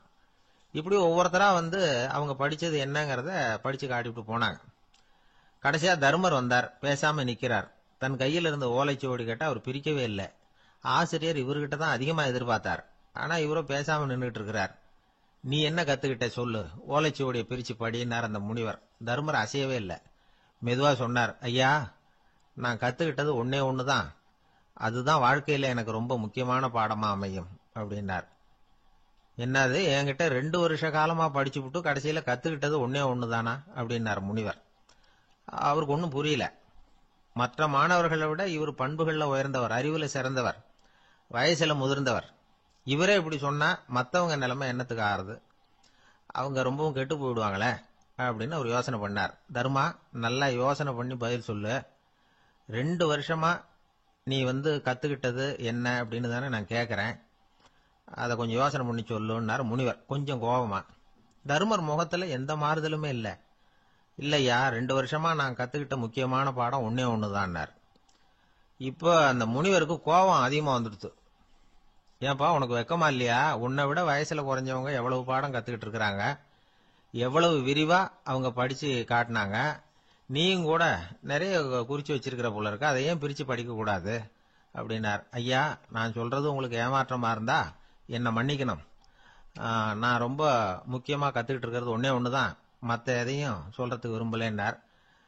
மாணவர்கள்லாம் சிரிச்சுட்டாங்க. முனிவருக்கு கோபம் அளவுக்கு மீறி வந்துட்டு ஓங்கி அரைஞ்சு விட்டார் தர்மரை அவர் கண்ணத்துல. தர்மர் கண்ணை செவந்து போட்டுது, கண்கள் கலங்கி போச்சு. ஆனாலும் அவர் அமைதியை இழக்கல, தலை குனிஞ்சு நிக்கிறார். இவருடைய புடிவாதம் முனிவருக்கு இன்னும் ஆத்திரத்தை உண்டாக்கி விட்டது. இன்னொரு கண்ணத்திலே அரைஞ்சார். எல்லாரும் பயந்து போய் அமைதியா நின்றுட்டு இருக்கிறாங்க. முனிவர் கத்துறார், அப்படி நீ கத்துக்கிட்ட அந்த முக்கியமான பாடம் தான் என்ன, அதையாவது சொல்லு அப்படின்னார். ஐயா அதை மட்டும் ஒரு ஓலைச்சுவடியில தனியா குறிச்சு வச்சிருக்கிறேன், இந்தாங்க இதை நீங்களே படிச்சு பாருங்கன்னார். தர்மர் ஓலைச்சுவடியை நீட்டினார். முனிவர் அதை வாங்கி பிரிச்சார், சத்தம் போட்டு படிச்சார். என்ன எழுதியிருக்காருன்னா, எப்படிப்பட்ட சோதனை ஏற்பட்டாலும் நிதானம் இழந்து கோபத்துக்கு ஆளாக கூடாது அப்படின்னு. இதான் அந்த ஓலைச்சுவடியில அவர் எழுதி வச்சிருந்தது. அந்த ஒரு கணத்திலேயே முனிவரும் எல்லா மாணவர்களும் தர்மரை புரிஞ்சுக்கிட்டாங்களாம். அவர் கத்துக்கிட்டது ஏட்டு சுரக்கா இல்ல, வாழ்க்கையில பயன்படக்கூடிய முக்கியமான அனுபவ பாடம். முனிவர் கண்கள்ல கண்ணீர். தர்மரை அன்போட கட்டி தழுவிக்கிட்டார். அப்புறம் சொன்னார், தர்மா என்ன மன்னிச்சிரு, நீ மாணவன் இல்ல ஆசிரியன், நான் இதுவரைக்கும் தெரிஞ்சுக்காத அனுபவ பாடத்தை நீ இப்ப எனக்கு கத்து கொடுத்துட்ட அப்படின்னு சொன்னாராம். அதனால நிதானம் தவறக்கூடாதுங்கிறது ரொம்ப முக்கியமான ஒரு செய்தி. ஒரு ஆசிரியர் மாணவனை ஒரு கண்ணத்துல ஓங்கி அரைஞ்சுட்டார். இவன் நிதானம் தவறல, அமைதியா நின்றுகிட்டு இருந்தான். அவர் ஒரு தடவை அரைஞ்சதும் எப்படி உன்னால நிதானம் தவறாம இருக்க முடிஞ்சுது அப்படின்னு கேட்டாங்க நண்பர்கள். அவன் சொன்னான், நான் நிதானம் தவறி இருந்தா எங்க வாத்தியார் இன்னொரு கண்ணத்திலையும் அரைஞ்சிருப்பார். அது அதை விட பலமா இருக்கும். அதனாலதான் நான் அப்படி இருந்தேன் அப்படின்னு நானா. ஆக நாம தெரிந்து கொள்ள வேண்டியது வாழ்க்கையில நிதானம் தவறாமல் இருக்க வேண்டும். அதுதான் வெற்றியின் ரகசியம். வாழ்க்கையில ரொம்பவும் அடிபட்டு அல்லல் போட்டுக்கிட்டு இருக்கிற ஒருத்தர் வந்தார். மனசு ரொம்பவும் நொந்து போய் பேசினார். இந்த உலகத்துல மனுஷனா பிறந்ததை விட மாடா பிறந்திருக்கலாம் சார் அப்படின்னார். திடீர்னு வந்து என்கிட்ட இப்படி சொன்னா அதுக்கு நான் என்னங்க பண்ண முடியும் அப்படின்ன. உங்ககிட்ட வரணும்னு தோணுச்சு, அதனால வந்தேன் அப்படின்னார். சரிங்க, இப்படி ஒரு யோசனை வந்ததுக்கு என்ன காரணம் அப்படின்னு சொல்லி அவர்கிட்ட கேட்டேன். அதுக்கு அவர் சொன்னார், என் பையனுக்கு வேலை தேடுறேன் கிடைக்கல, பொண்ணுக்கு மாப்பிள்ளை தேடுறேன் கிடைக்கல, வீடு கட்டுறதுக்கு கடன் கேட்கறேன் கிடைக்கல. மாடா பிறந்திருந்தா இது மாதிரி கவலையெல்லாம் கிடையாதுல்ல, பேசாம வைக்கோலை தின்னுகிட்ட அசை போட்டுக்கிட்டே கடந்து விடலாமே அப்படின்னாரு அலட்சியமா. அதுக்கப்புறம் தான் அவர் சொன்ன கருத்தை நானும் கொஞ்சம் அசை போட ஆரம்பிச்சேன் மனசுக்குள்ள. இப்போ இயற்கையை பொறுத்த வரைக்கும் அது நாம எல்லாரும் மகிழ்ச்சியா வாழணும் அப்படின்னு தான் விரும்புது. விலங்குகள், பறவைகள், தாவரங்கள், அப்புறம் மற்ற உயிரினங்கள் எல்லாமும் நல்லபடியா இருக்கணும் அப்படிங்கிறது தான் இயற்கையோட விருப்பம். அதுல ஒன்றும் சந்தேகம் இல்லை. இயற்கையோட அமைப்பை கொஞ்சம் கவனிச்சு பார்த்தா அதை நாம நல்லா புரிஞ்சுக்கலாம். இருந்தாலும் இந்த ஆள் சொன்னதை கேட்ட பிறகுதான் ஒரு முக்கியமான வேறுபாடு புரிஞ்சுது. அதாவது இந்த உலகத்துல உள்ள முக்கியமான பிரச்சனைகள் 6.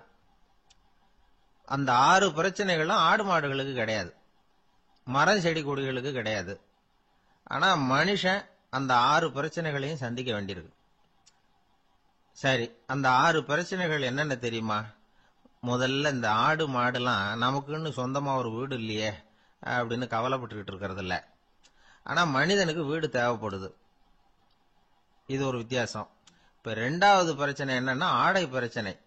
ஒரு கோழியோ சேவலோ நாம போட்டுக்கிறதுக்கு ஒரு சட்டை இல்லையே அப்படின்னு கவலைப்படுறது இல்ல. ஆனா மனுஷனுக்கு அந்த கவலை உண்டு. சரி, இப்ப 3வது என்னன்னு பார்த்தா கல்வி பிரச்சனை. ஒரு பசுமாடு கவலையோட நின்றுகிட்டு இருக்கு அப்படின்னு வச்சுக்குவோம். நீங்க அதுகிட்ட போய், ஏன் பசுமாட கவலையோட நின்றுகிட்டு இருக்கிற அப்படின்னு கேக்குறீங்க. என் கண்ணுக்குட்டிக்கு எல்கேஜியில் இடம் கிடைக்கல, டொனேஷன் கொடுக்கறதுக்கு கையில பணமும் கிடையாது, சிபாரிசுக்கு யாரை பிடிக்கிறதுன்னு தெரியல, இப்படியா சொல்லிட்டு இருக்கோம். அதுக்கு அந்த கவலையெல்லாம் கிடையாது. ஆனா மனிதனுக்கு அந்த கவலை உண்டு. 4வது என்னன்னு பாத்தீங்கன்னா வேலை வாய்ப்பு பிரச்சனை. வேலை கிடைக்கலையே அப்படின்னு வேப்ப மரம் கவலைப்படுறது இல்ல, ஆனா மனுஷன் கவலைப்படுறான். 5வது என்னன்னு பார்த்தா கல்யாண பிரச்சனை. எரும மாடு பசுமாடு எல்லாம் பொண்ணுக்கு மாப்பிள்ளை தேடிக்கிட்டாலே இது பேப்பர்ல மணமகன் தேவை அப்படின்னு விளம்பரமா கொடுக்குது, அதெல்லாம் கிடையாது. 6வது என்னன்னு பாத்தீங்கன்னா பணம் சம்பந்தமான பிரச்சனை. ஆடு மாடு எல்லாம் பணத்தை சேமிக்கணும்னோ ஏதாவது நிதி நிறுவனத்துல முதலீடு பண்ணணும்னோ நினைச்சுக்கிட்டு இருக்கிறது இல்ல. பணத்தை எப்படி காப்பாத்துறது அப்படிங்கிற கவலையும் அதுகளுக்கு கிடையாது. குதிரை வந்து குளம்போட பிறகுது, அதனால அது காடு மேடெல்லாம் கவலை இல்லாம தெரியலாம். ஆடு வந்து உடம்புல ரோமத்தோட பிறகுது, அதனால அது குளிரை பத்தி கவலைப்பட வேண்டிய அவசியம் இல்லை. ஆனா மனுஷனை பாத்தீங்கன்னா அவன் தான் ஒண்ணுமில்லாம பிறக்கிறான். ஏன் இந்த பாகுபாடு அப்படின்னு கேட்டா இத பத்தி கொஞ்சம் சிந்திச்சு பார்க்கணும். அதாவது இந்த சந்தேகத்தை ஒரு பெரியவர்கிட்டையும் கேட்டேன். அவரு சொன்னார் இதுக்கு பதில். அவர் இதே கேள்வியை இயற்கை கிட்ட கேட்டாராம். இயற்கை பதில் சொல்லிச்சான், வேற யாருக்கும் கொடுக்காத ஒரு வலுவான கருவிய, ஒரு பவர்ஃபுல் வெப்பன் மனுஷனுக்கு கொடுத்திருக்கிறேன்னு, அந்த கருவியை உபயோகப்படுத்தி அந்த 6 பிரச்சனையை மட்டும் இல்ல 6 கோடி பிரச்சனைகள் இருந்தாலும் அதையெல்லாம் சமாளிக்கலாம். அது கருவி என்ன தெரியுமா? அதுதான் 6வது அறிவு. அதை உபயோகப்படுத்தினா காலுக்கு செருப்பு தயார் பண்ணிக்கலாம், குளிருக்கு போர்வை தயார் பண்ணிக்கலாம், என்ன வேணும்னாலும் செய்யலாம் அப்படின்னு இயற்கை பதில் சொல்லிச்சான். அதனால நாம செய்ய வேண்டியது என்னன்னா இயற்கையை முதல்ல சரியா புரிஞ்சுக்கணும். இயற்கையின் படைப்பையே நாம வந்து சரியா புரிஞ்சுக்கிறது இல்லையே, அதுதான் வேதனை. இந்த கதையை கேளுங்க. இப்ப நகரத்திலிருந்து ஒரு ஆளு கிராமத்துக்கு வந்தான். அங்க ஒரு சிறுவன் மாடு மேய்ச்சிக்கிட்டு இருந்தான். நகரத்து ஆள் சொன்ன, எவ்வளவு அழகான பசு, அது சரி இதுக்கெல்லாம் ஏன் கொம்பு இல்லைன்னா. இதுக்கு அந்த பையன் பதில் சொன்னான், பசுமாட்டுக்கு கொம்பு இல்லாததுக்கு பல காரணங்கள் உண்டு. கண்ணுக்குட்டியா இருந்தா கொம்பு இருக்காது, பசு வளர்ந்து பெருசானதுக்கு அப்புறம் தான் கொம்பு முளைக்கும், இது ஒரு காரணம். சில சமயம் வளர்ற கொம்பு எடுத்து விடுறது உண்டு, அது ஒரு காரணம். ஆனா இதுக்கு ஏன் கொம்பு இல்லைன்னு கேக்குறீங்க. அதுக்கு என்ன காரணம்னா, இது பசு இல்ல குதிரை அப்படின்னானா. ஒரு சின்ன பையன் என்னை தேடிட்டு ஓடி வந்தான். ஒரு கதை சொல்லுங்கன்னா, சொந்தமா எதுவும் தெரியாத என்ன, உங்களுக்கு சொந்தமா எதுவும் தெரியாதுன்னு எனக்கும் தெரியும் அப்படின்னா. இந்த பையன் அடிக்கடி என்கிட்ட வந்து கதை கேட்கிறவன், அதனால என்னோட ரகசியம்லாம் அவனுக்கு அத்துப்படி. அதனால தான் அவ்வளவு தெளிவா அடிச்சு விடுறான். சரி, இப்ப என்ன செய்யலாம்னு, பழைய கதை ஏதாவது ஒன்று சொல்லுங்களேன்னா. உனக்கு கிருஷ்ண தேவராயரை தெரியுமான்னு. அவர்கிட்ட நேரில் பழக்கம் இல்லை, ஆனா அவரை பத்தி புஸ்தகத்துல படிச்சிருக்கேன்னா. சரி, இவங்கிட்ட மேற்கொண்டு பேச்சு கொடுத்தா நம்மள ஒரு மாதிரி ஆக்கி விடுவான் அப்படிங்கிறத யூகம் பண்ணிக்கிட்டு அவனை உட்கார வச்சு கடைசி வரைக்கும் குறுக்க பேசக்கூடாது அப்படின்னு ஒரு கண்டிஷனையும் போட்டுட்டு அந்த கதையை சொன்னேன். ஒரு சமயம் கிருஷ்ணதேவராயர் சமஸ்தானத்துக்கு ஒரு பெரிய வித்வான் வந்து சேர்ந்தாராம். என்னோட போட்டி போடுறதுக்கு இந்த ஊர்ல யாராவது இருக்கீங்களா அப்படின்னு சவால் விட்டாராம். அந்த ஊர்ல இருந்த பெரிய பெரிய வித்வான்லாம் இது ஏதுனா வம்பா போச்சுன்னு நினைக்க ஆரம்பிச்சுட்டாங்க. யாரும் அந்த ஆளோட போட்டி போடுறதுக்கு தயாரா இல்லை. எல்லாரும் நடுங்கிட்டு இருக்கிறாங்க. அந்த நேரத்துல ஒருத்த மட்டும் தைரியமா முன்னுக்கு வந்தான். அது யாருன்னா தெனாலிராமன். அந்த சமஸ்தானத்துல விகட கவி அவன். என்ன அனுப்புங்க போட்டிக்கு, நான் ஜெயிச்சு காட்டுறேன்னா. உனக்கு அவ்வளவு தைரியம் இருக்குதா அப்படின்னு கேட்டாங்க. தைரியம் மட்டும்தான் என்கிட்ட இருக்குது, ஆனா தைரியம் இருந்தா அதிர்ஷ்டம் தேடிட்டு வருங்கிறது எனக்கு தெரியும் அப்படின்னா. அடுத்த நாள் போட்டி ஆரம்பமாச்சு. அந்த பெரிய வித்வான் வந்து நின்னார். தெனாலிராமன் எதிரில் வந்து நின்னான். அந்த வித்வான் ஒரு விரல காட்டினார். தெனாலிராமன் பதிலுக்கு 2 விரல காட்டினான். வித்வான் 3 விரல காட்டினார். இவன் உடனே 4 விரல காட்டினான். உடனே 5 விரல காட்டினார் அவரு. தெனாலிராமன் உடனே தன்னுடைய கை முஷ்டியை காட்டினான், கையை மூடி காட்டினான். அவ்வளவுதான். அந்த பெரிய வித்வான் கிருஷ்ணதேவராயர் காலில் விழுந்தார். நான் தோத்துட்டேன், என் தோல்வியை ஒத்துக்கிறேன் அப்படின்னு சொல்லிவிட்டார். கிருஷ்ணதேவராயர் அவரை தனியா அழைச்சிட்டு போய் என்ன நடந்ததுன்னு விசாரிச்சார். அந்த வித்வான் விளக்கம் கொடுத்தார். ஆண்டவன் ஒருவன் தான் உண்டுங்கிறத விளக்கறதுக்காக நான் ஒரு விரல காட்டினேன். அப்படி இல்ல, சக்தியை சேர்த்தா சக்தி சிவன் 2 பேர் உண்டுன்னு உங்க வித்வான் 2 விரல காட்டினார். மூர்த்திகள் 3 பேருங்கிறதுக்காக நான் 3 விரல காட்டினேன். வேதங்கள் 4ன்னு சொல்லி அவர் 4 விரல காட்டினார். பஞ்சபூதங்கள் 5ன்னு நான் 5 விரல காட்டினேன். அதையெல்லாம் அடக்கி ஆளணும்னு சொல்லி அவர் கையை மூடி உறுதியா காட்டினாரு. அடடா, உங்க வித்வானுக்கு எப்பேற்பட்ட அறிவு, அவர் தான் ஜெயிச்சார், நான் தோத்துட்டேன் அப்படின்னார் அவர். அப்படி சொல்லிவிட்டு அவர் போயிட்டார். அதுக்கப்புறம் தெனாலிராமனை கூப்பிட்டு என்னப்பா நடந்தது அப்படின்னு கேட்டாராம். அதுக்கு தெனாலிராமன் விளக்கம் கொடுத்துருக்கிறான். அவன் முதல்ல என்ன கொன்னுடுவேன்னு அந்த வித்வான் ஒரு விரல காட்டினான். உடனே ஒரு 2 கண்ணையும் தோண்டி போடுவேங்கிறதுக்காக நான் 2 விரல காட்டினேன். உனக்கு நாமம் போட்டுருவேன்னு சொல்லி 3 விரல காட்டினான். அதை அழிச்சிருவேன்னு 4 விரல காட்டினேன். உன்னை அரைஞ்சிருவேன்னு அவன் 5 விரல காட்டினான். நான் உங்களை குத்தி போடுவேன்னு சொல்லி கையை மூடி காட்டினேன் அப்படின்னா. இப்ப பாருங்க, ஜெயிச்சது யார்? தைரியம் மட்டும் இருந்துட்டா அதிர்ஷ்டம் தானா தேடி வருங்கிறது எவ்வளவு உண்மையா போச்சு.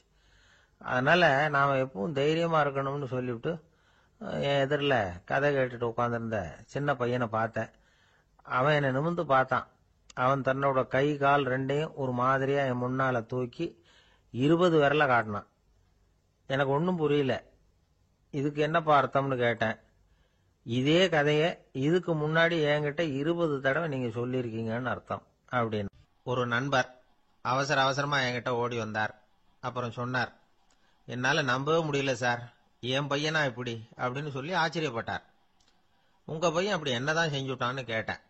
என்னால முடியாத ஒரு காரியத்தை அவன் சுலபமா செஞ்சுட்டான் சார் அப்படின்னார்.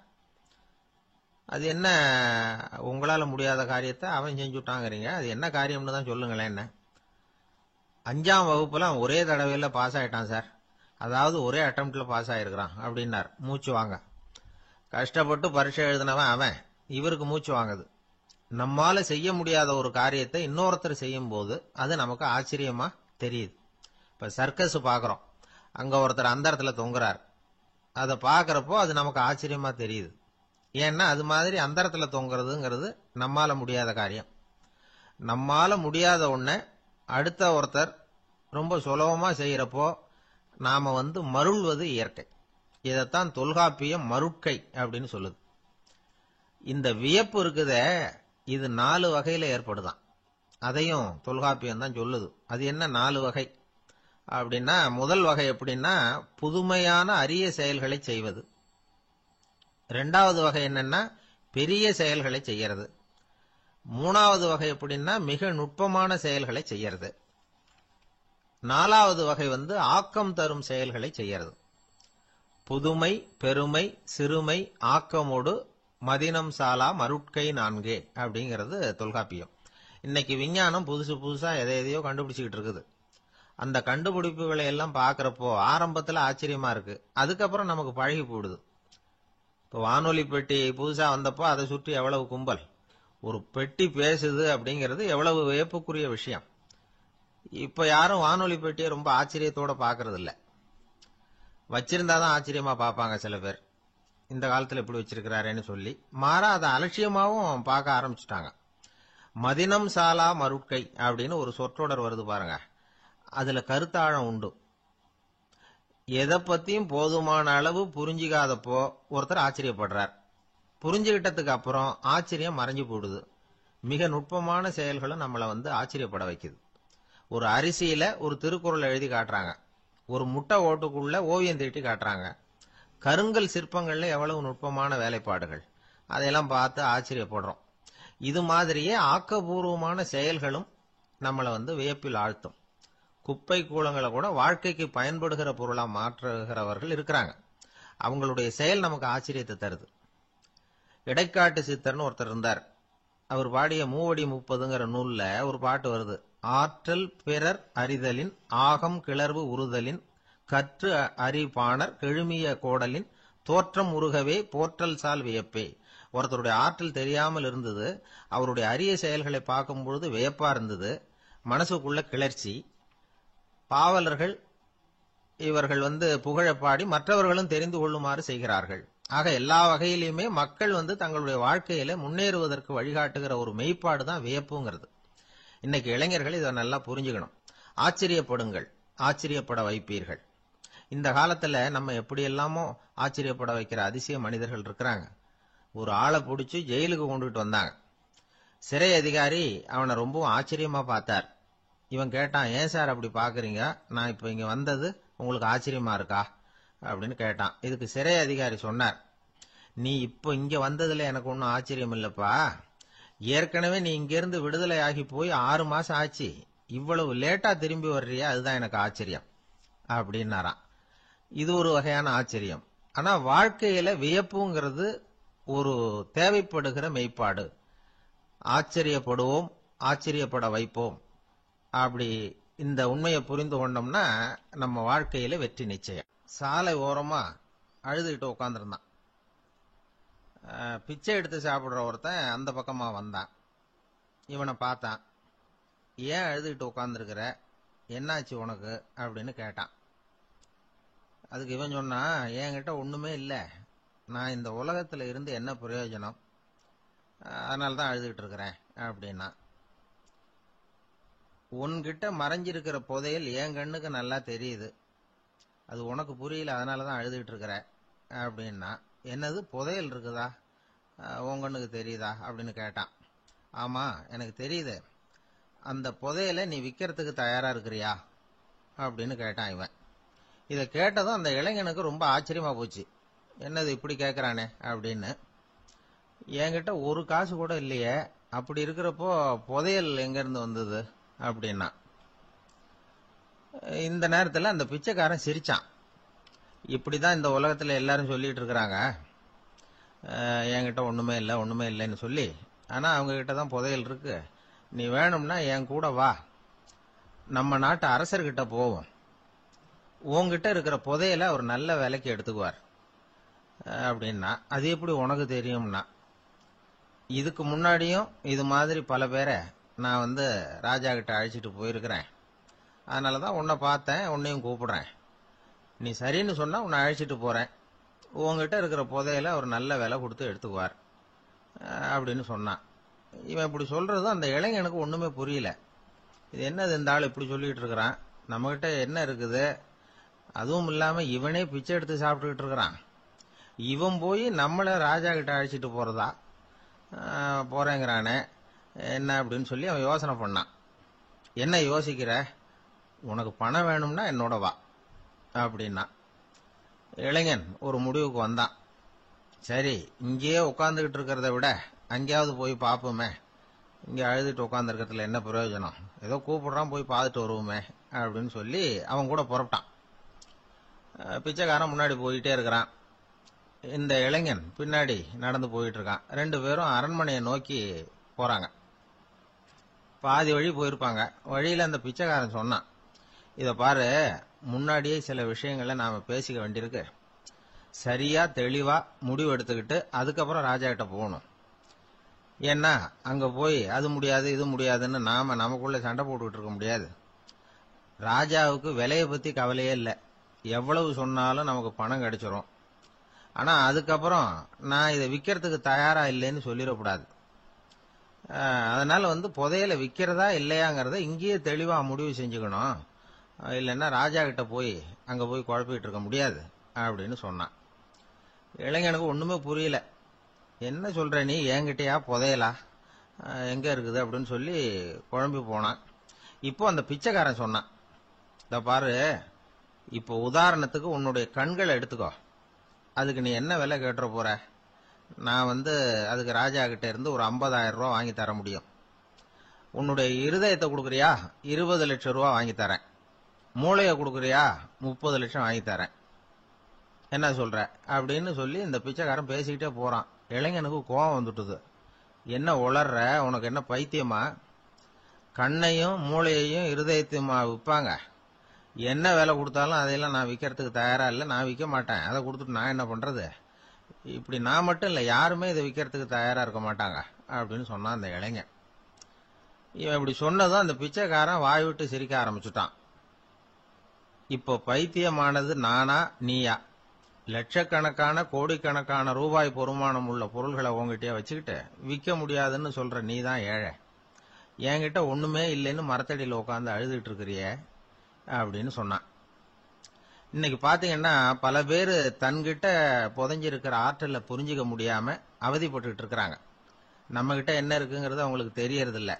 அதனாலதான் என்கிட்ட ஒண்ணுமே இல்லைன்னு சொல்லி அழுதுட்டு இருக்கிறாங்க. இத விளங்க வைக்கிறதுக்கு பெரியவங்க சொல்ற கதை இது. நம்ம கிட்ட இருக்கிற புதையலை நாம தான் தோண்டி எடுக்கணும். உண்மையான புதையல்ங்கிறது உள்ளே இருக்கு. ஆனா அதை வெளியில தேடுற ஆசாமிகள் தான் அதிகம். சராசரி மனித இயல்பு அப்படி. நம்ம கிட்ட விலை மதிக்க முடியாத பகுத்தறிவு இருக்கு. அதை வச்சுக்கிட்டு வாழ்க்கையில முன்னேறதுக்கு முயற்சி பண்ணணும். என்கிட்ட ஒண்ணுமே இல்லைன்னு நினைச்சு ஓரமா உட்காந்துடக்கூடாது. முயற்சி செஞ்சா முடியாத காரியம் எதுவுமே இல்லை.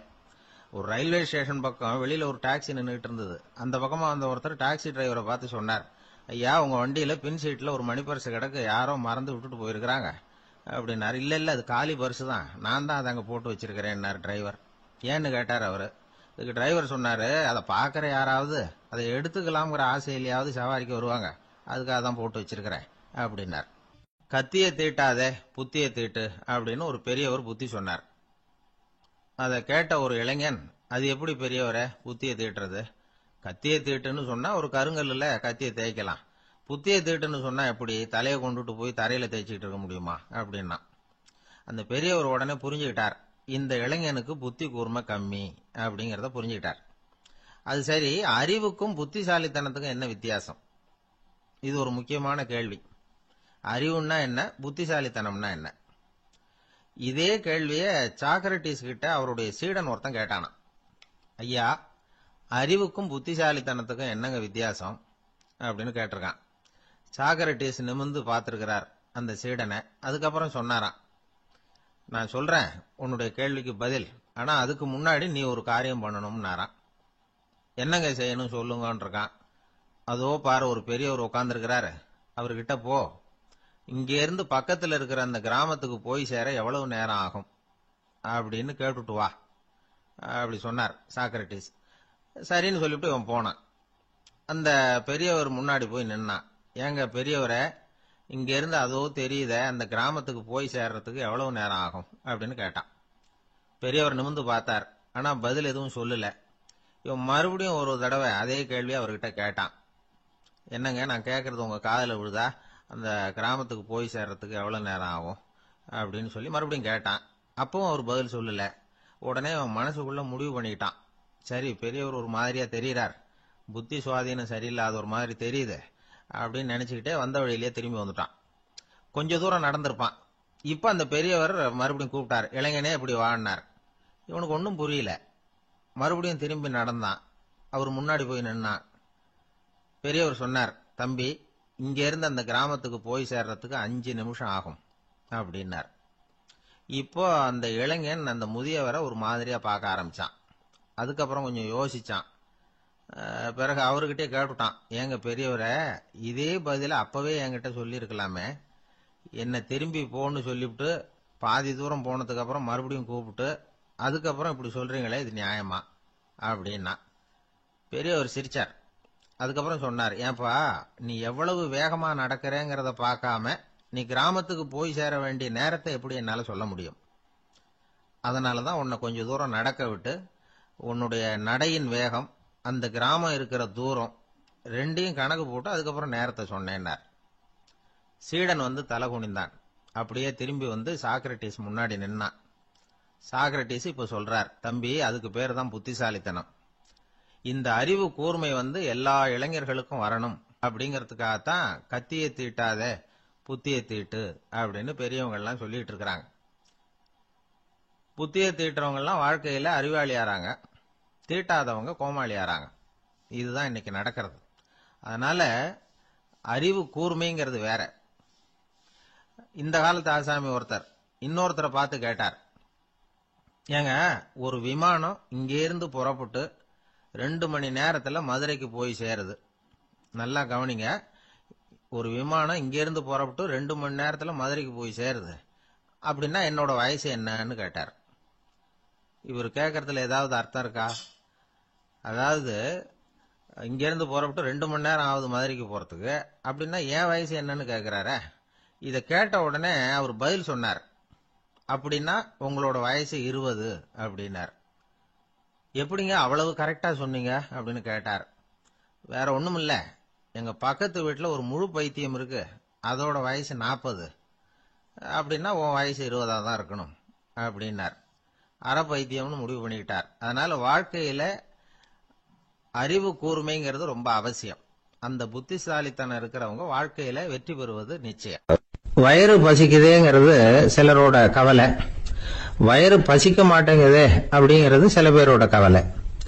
2 விதமான கவலைக்கும் வயிறு தான் காரணமா இருக்குது. வயிறு பசிச்சதுன்னா அது இயற்கை, வயிறு பசிக்கலைன்னா அது வியாதி.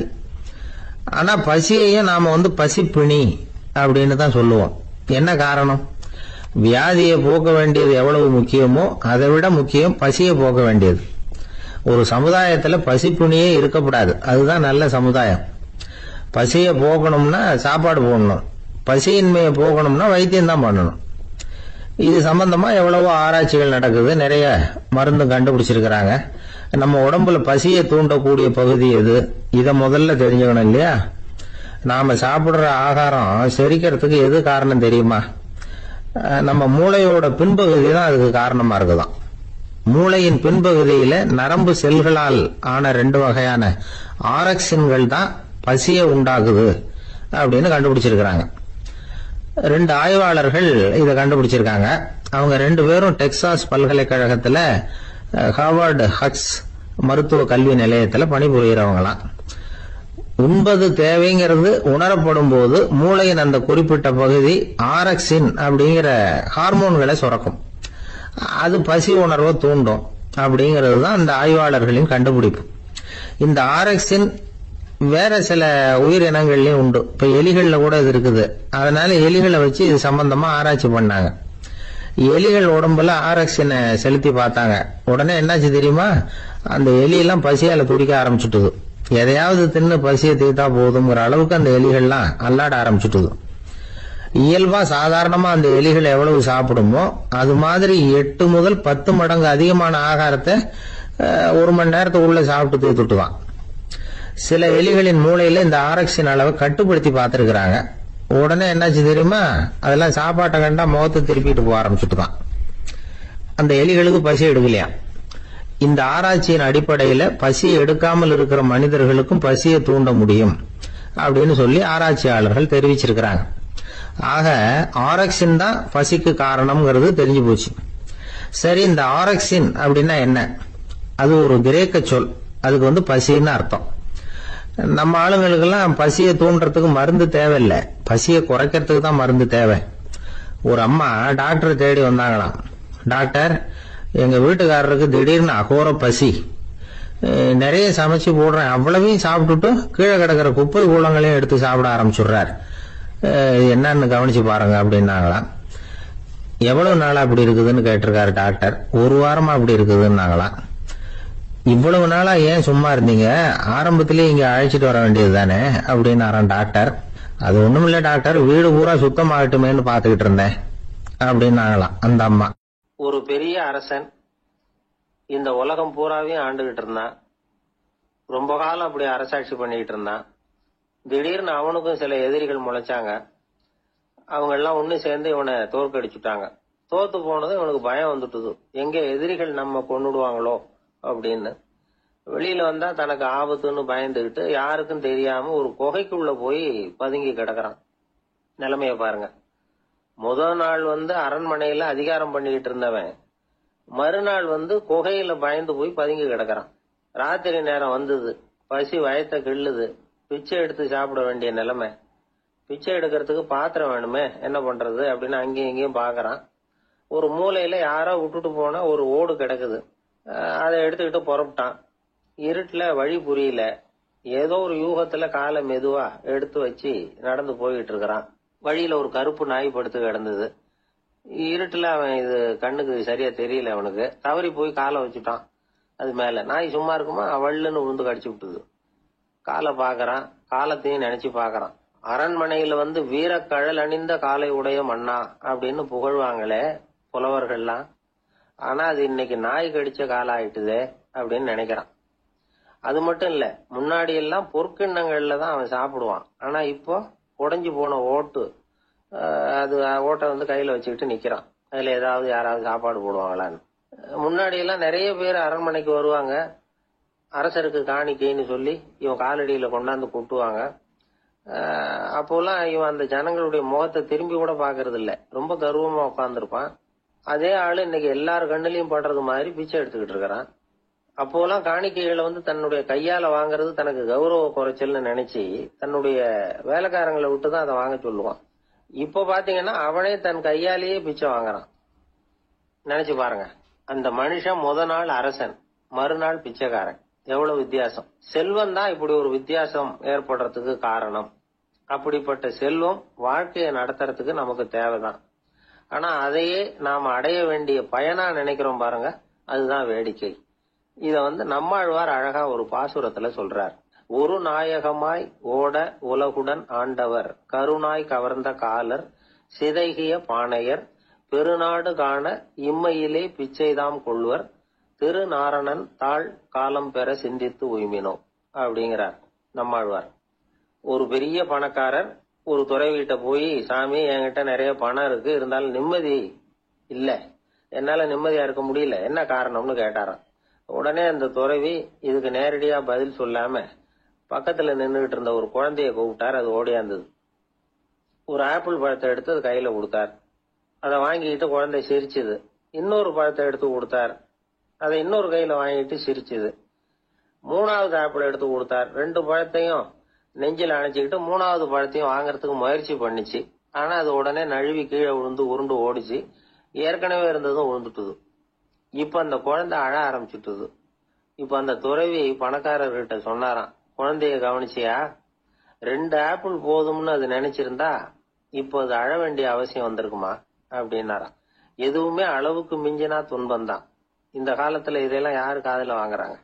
ஒருத்தனை நல்ல வழிக்கு கொண்டு வரணும்னு நினைச்சு அவனை கூப்பிட்டு உட்கார வச்சு இந்த கதையை சொல்லிட்டு இருந்தாங்க. சொல்லிவிட்டு அந்த குழந்தை செஞ்சது தப்பு தானே அப்படின்னு கேட்டிருக்கிறாங்க. ஆமா தப்புதான், நானா இருந்தா அப்படி செஞ்சிருக்க மாட்டேன் நானா, இவன் 2 பழமே போதும்னு சொல்லிருப்பியா அப்படின்னு கேட்டிருக்காங்க.